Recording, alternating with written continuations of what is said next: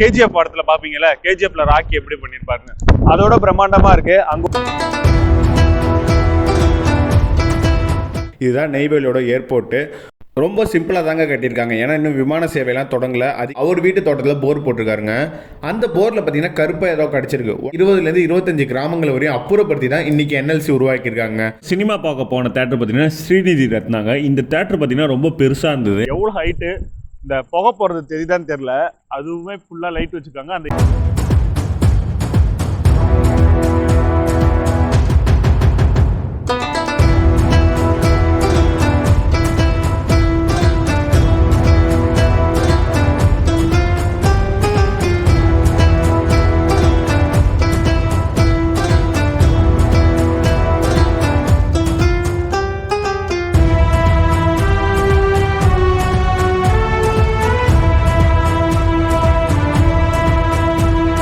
அனைவருக்கும் வணக்கம். இந்த வீடியோவில் நம்ம நெய்வேலியை பற்றி பார்க்க போகிறோங்க. ஆமாங்க, நெய்வேலி பற்றி பல பேருக்கு பல விஷயங்கள் தெரியாது. அதனால் நம்ம நெய்வேலியை பற்றி ஒரு வீடியோ போடலான்னு நெய்வேலிக்கே போகிறோங்க. இந்த வீடியோவில் நீங்கள் நெய்வேலியில் பயணித்த வரை நெய்வேலியில் நீங்கள் பார்க்காத இடங்கள், தெரியாத பல விஷயங்களை தெரிஞ்சுக்கலாம். தொடர்ந்து வீடியோ ஃபுல்லாக பாருங்கள், உங்களுக்கு சூப்பராக இருக்குங்க. நீங்கள் பார்க்குற இந்த இடத்துல தாங்க நெய்வேலியோட பழைய ஆர்ச்சு, பழைய நுழைவாயில் இருந்தது. அது சாலை விரிவாக்க பண்ணிக்காண்டி இடிச்சிட்டாங்க. இப்போ புதுசாக கட்டிகிட்டு இருக்காங்க. அந்த பழைய ஆர்ச்சு பார்த்திங்கன்னா ரொம்ப பிரம்மாண்டமாக ஒரு அடையாளமாக இருந்தது. அதை இப்போ இடிச்சது புதுசாக ஒன்று கட்டிகிட்டு இருக்காங்க. அதுவுமே ரொம்ப பெருசாக சூப்பராக புது டெக்னாலஜியில் கட்டதாக கேள்விப்பட்டாங்க. இப்போ போகிறதாங்க நெய்வேலியோட புது என்ட்ரன்ஸு, புது நுழைவாயில். இப்படியே போனீங்கன்னா ஃபஸ்ட்டு எடுத்தோடனே போலீஸ் செக் போஸ்ட் இருக்கும். அதுக்கப்புறம் நம்ம உள்ளே போக போக நெய்வேலி உங்களுக்கு வேறு மாதிரி தெரியுங்க. இது என்ன தமிழ்நாட்டில் இருக்குது இல்லை கடலூர் மாவட்டத்திலே இருக்குங்கிற எண்ணம் தான் வரும்.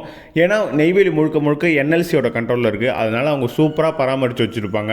அதை நீங்கள் உணரணும்னா கண்டிப்பாக ஒரு வாட்டி என்எல்சிக்குள்ளே நெய்வேலிக்குள்ளே வந்து பாருங்கள். நீங்களே உணர்வீங்க, என்னடா இது இந்த ஊர் இப்படி இருக்கேன்னு. அவ்வளோ நீட்டாக அவ்வளோ சூப்பராக பராமரித்து வச்சுருப்பாங்க என்எல்சி. குப்பைகளே அதிகமாக பார்க்க முடியாதுங்க. சுத்தமாக வச்சுருப்பாங்க, பசுமையாக வச்சுருப்பாங்க, நீட்டாக வச்சுருப்பாங்கன்னே சொல்கிறான். இப்போ போகிற இந்த சாலை தாங்க என்எல்சியோட நெய்வேலியோட பிரதான சாலை. இது வழியாக தான் நம்ம உள்ளே போகணும். பஸ் ஸ்டாண்டு காட்டும், மற்ற முக்கிய இடங்களுக்கும் இது வழியாக தான் போகணுங்க. இந்த போகிற வழியிலே பல முக்கியமான இடங்கள் இருக்குது. குறிப்பாக என்எல்சியோட பெரும் தலைவர்கள், அப்புறம் அலுவலக ஆஃபீஸுகள் எல்லாமே இருக்குது. அது எல்லாமே ரொம்ப சூப்பராக இருக்கும், பிரம்மாண்டமாக இருக்குங்க. இன்னொரு விஷயம் நமக்கு நெய்வேலியில் எனக்கு பிடிச்சது என்னென்னா, ஒவ்வொரு 4 அந்த ரவுண்டானான்னு சொல்லுவோம்ல, அது எல்லாத்துலேயுமே பெரும் பெரும் தலைவர்களோட சிலைகள் இருக்கும். குறிப்பாக நேரு, கலைஞர், அம்பேத்கர், விவேகானந்தர், இது போன்ற தலைவர்களோட முக்கியமான சிலைகள் எல்லாமே இருக்கும். அது எல்லாமே ரொம்ப அழகாகவும் பராமரிச்சுட்டு வருவாங்க அந்த ரவுண்டானையும். அடுத்து இப்போ ஒரு முக்கியமான இடத்துக்கு போக போகிறோம் நெய்வேலியில். பல பேருக்கு நெய்வேலியில் இப்படி ஒரு இடம் இருக்கா, கடலூர் மாவட்டத்தில் இப்படி ஒரு இடம் இருக்கான்னு தெரியாது. ஆமாங்க, நெய்வேலியோட ஏர்போர்ட்டுக்கு போக போகிறோங்க. நெய்வேலியில் ஏர்போர்ட் வந்து அதுக்கு முன்னாடி வெறும் ரன்வே மட்டும்தான் இருந்தது. முக்கிய அதிகாரிகள், இந்த தலைவர்கள்லாம் வந்தால் இறங்க போக அப்படி அந்த வசதி மட்டும் இருந்தது. இப்போ சமீபத்தில் ஏர்போர்ட்டாக கட்டி கூடிய விரைவில் இந்த மாதம் இல்லைனா இந்த வருடத்துக்குள்ளே விமான சேவை, அதாவது மாதத்துக்கு வாரத்துக்கு ஏற்ற போல் விமான சேவை தொடர்ச்சியாக நடைபெற ஏற்பாடு பண்ணிகிட்ருக்காங்க. கூடிய விரைவில் அதுவுமே தொடங்க போகுதுங்க. இதுதான் நெய்வேலியோட ஏர்போர்ட்டு. ரொம்ப சிம்பிளாக தாங்க கட்டியிருக்காங்க. ஏன்னா இன்னும் விமான சேவையெல்லாம் தொடங்கலை. அதிகமாகவும் அந்த விமானங்களை பயன்படுத்த மக்கள் இங்கே இல்லை. அதனால ரொம்ப சின்னதாக சிம்பிளாக இருக்குது. இது என்எல்சி ஏர்போர்ட்டுக்குள்ளங்க. ரொம்ப பசுமையாக பராமரிச்சுட்டு வராங்க. அங்கே தூரத்தில் தெரிஞ்சு பாருங்கள், ஏரோப்ளேன்லாம் இறங்க, ஹெலிகாப்டர்லாம் இறங்க. இங்கே எனக்கு தெரிஞ்ச ஞாபகம் அப்துல் கலாம், அதுக்கப்புறம் ஜெயலலிதா, அது போன்ற தலைவர்கள்லாம் இங்கே வந்திருக்காங்க. அதெல்லாம் எனக்கு ஞாபகம் இருக்குது. இறப்புக்கு முன்னாடி அப்துல் கலாம் இங்கே வந்து ஒரு மீட்டிங் பேசினார். அது ரொம்ப கிராண்டாக என்எல்சி பண்ணாங்க. அதுக்கப்புறம் பார்த்திங்கன்னா என்எல்சியில் நெய்வேலியில் என்ன தான் மின்சாரம் உற்பத்தி பண்ணி பல மாநிலங்களுக்கு மின்சாரம் கொடுத்தாலும் அங்கே சோலாரை வச்சு அந்த சூரிய மின்சக்தி உற்பத்தி பண்ணிட்டுருக்காங்கங்க. அதுவுமே ஒரு 4-5 இடங்களில் அதுவுமே பண்ணிகிட்ருக்காங்க, நம்ம பார்த்தோம். அடுத்து பார்த்திங்கன்னா என்எல்சி அவங்க ஊழியர்களுக்கு வழங்கும் வீடுங்க. நீங்கள் பார்க்குற இந்த பங்களா பார்த்திங்கன்னா என்எல்சியோட ஒரு முக்கிய அதிகாரியோட வீடுங்க. அது போல் என்எல்சி அவங்களுக்கு பணிபுரிகிற எல்லா ஊழியர்களுக்கும் வீடு கொடுத்துருப்பாங்க. அது எல்லாமே பிளாக்குங்கிற போல் 32 பிளாக் இருக்குங்க. அந்த பிளாக்கில் தான் அவங்களுக்கான வீடுகள் ஒதுக்கப்பட்டிருக்கும். அது எல்லாமே ரொம்ப நீட்டாக பராமரித்து தருவாங்க என்எல்சி.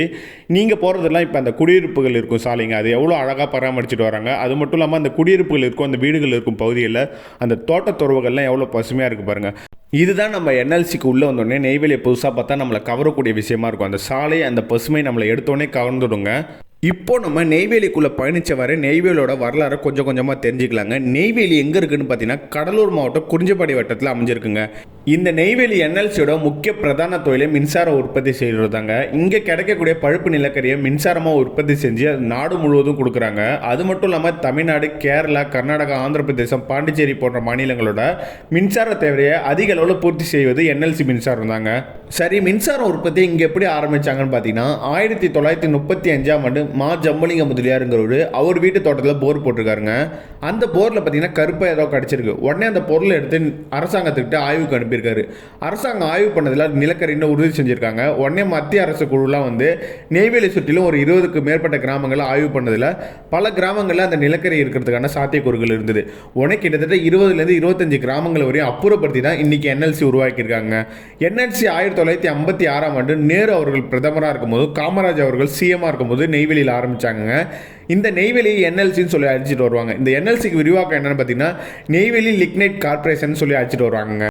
இப்போ நம்ம நெய்வேலியில் சுரங்க வெட்டுற இடத்துக்கு தாங்க போக போகிறோம். அங்கே ஒரு வியூ பாயிண்ட் இருக்குது, மக்களுக்கு அங்கே அலோடு உண்டுன்னு சொல்லி நம்ம நண்பர் சொன்னார்.